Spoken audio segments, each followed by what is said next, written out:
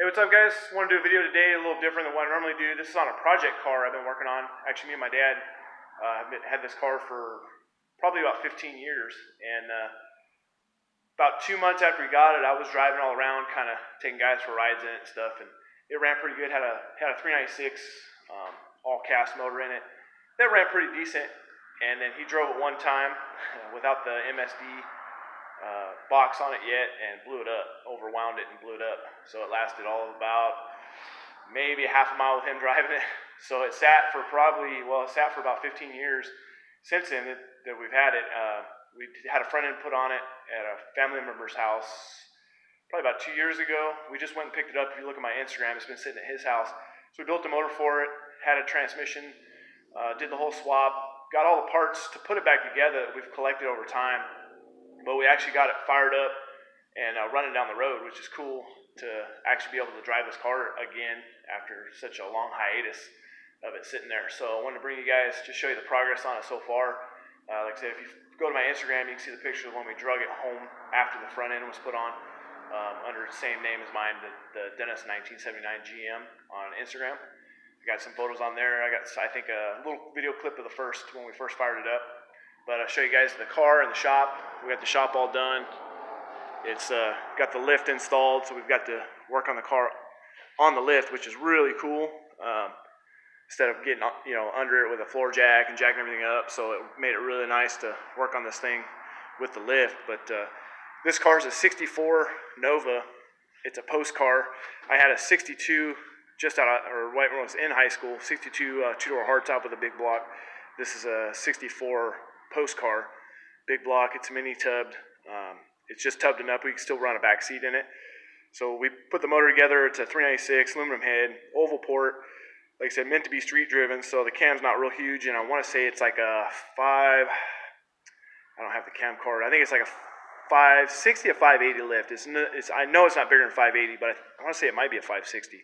Anyways, it's all matched to that intake, those heads and stuff like that, like to be street driven. So converter's not real big. It's got a stall in it, but it's about a 20. I think it stalls up on the trans brake about 2400, which is really low for a trans brake. But we got some other ones to go with the big motor that'll get it up, quite a bit higher. But for street driving, you just don't want a big converter where it's slipping all the time. Anyways, like I said,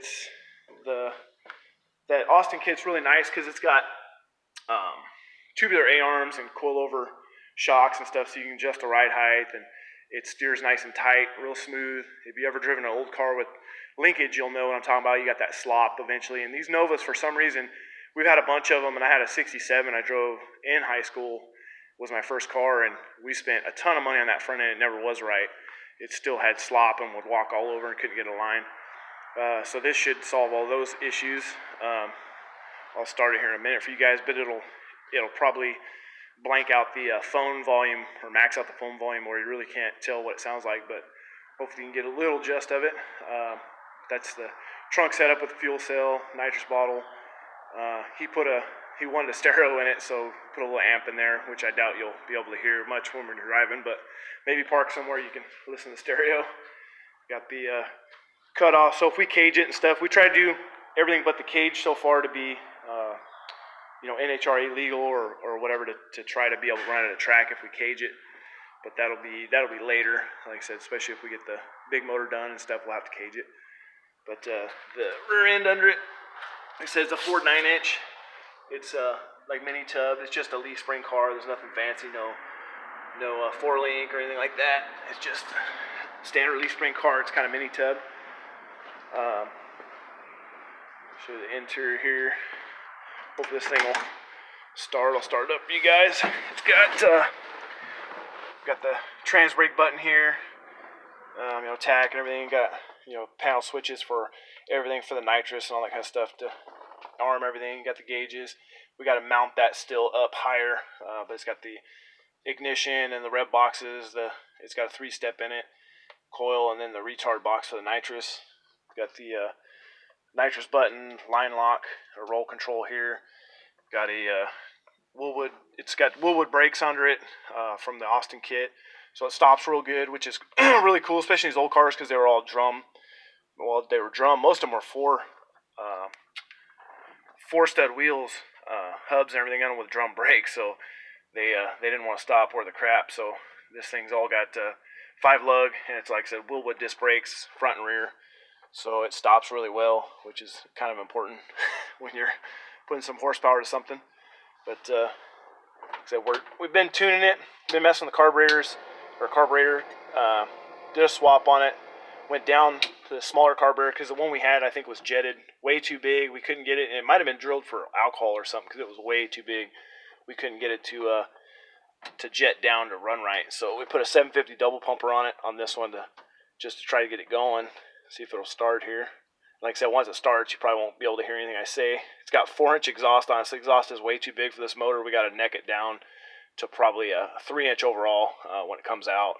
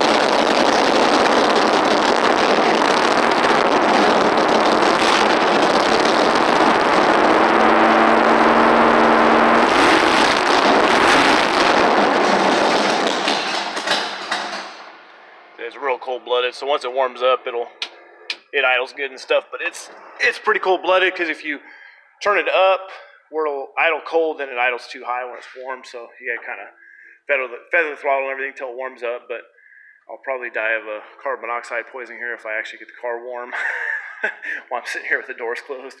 But that gives you a gist of it. Hopefully, you can, like I said, it didn't max out the phone volume too bad where you can actually kind of hear the car. But it sounds good. It sounds pretty healthy. Like I said, it's not a full-out race car or anything like that, but it should run good on the street.